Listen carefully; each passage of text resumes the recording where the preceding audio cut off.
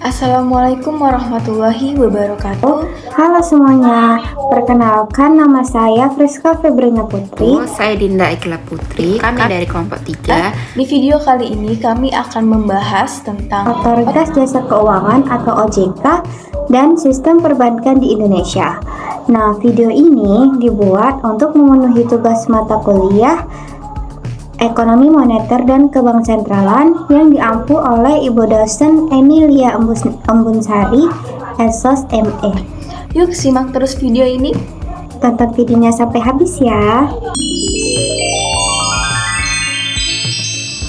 Otoritas Jasa Keuangan atau OJK adalah lembaga negara independen yang dibentuk berdasarkan Undang-Undang Nomor 21 Tahun 2011 dan mulai beroperasi tahun 2013.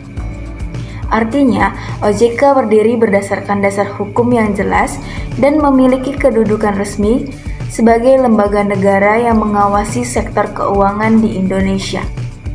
OJK dibentuk karena sebelumnya pengawasan sektor keuangan terpisah. Perbankan diawasi oleh Bank Indonesia, lembaga keuangan non-bank diawasi oleh Bapepam atau LK. Hal ini dianggap kurang efektif karena pengawasan tidak terkoordinasi dengan baik, sehingga berpotensi menimbulkan celah pengawasan dan risiko di sistem keuangan. Oleh karena itu, dibentuk OJK agar pengawasan menjadi satu pintu.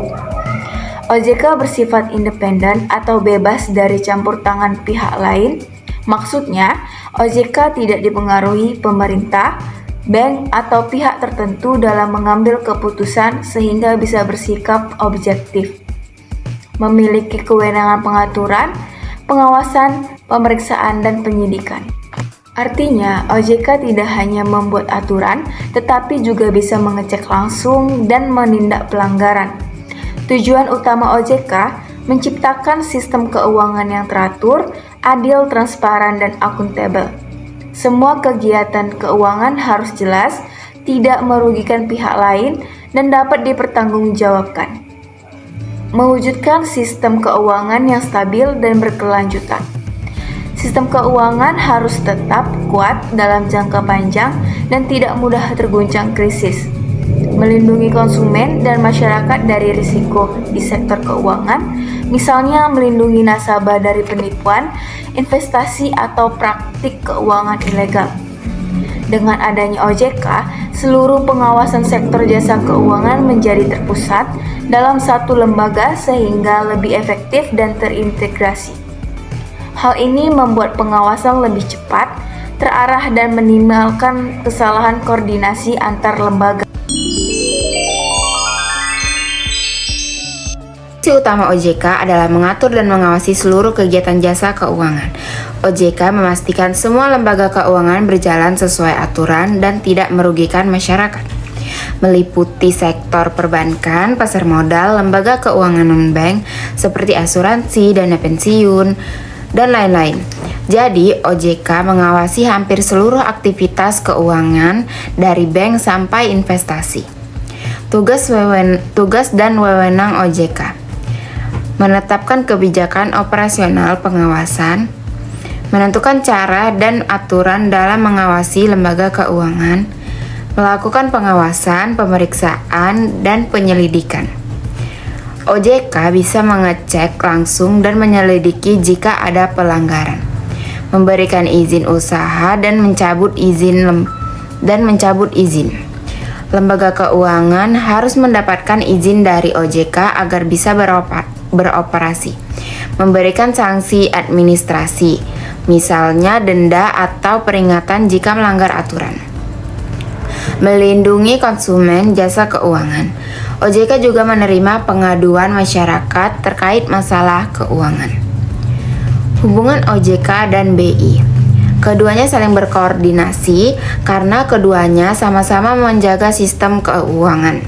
Jadi, jika ada bank bermasalah likuiditas, OJK akan memberi informasi ke BI agar bisa segera ditangani.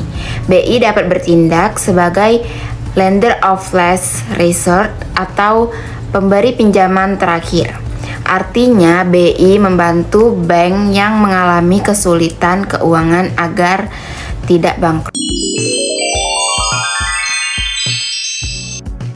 Sistem perbankan di Indonesia ialah sistem yang mengatur seluruh kegiatan usaha dalam menghimpun dana dari masyarakat. Contohnya ada tabungan, giro, dan deposito dari nasabah. Kemudian, bank menyalurkan kembali dalam bentuk kredit ataupun pembiayaan.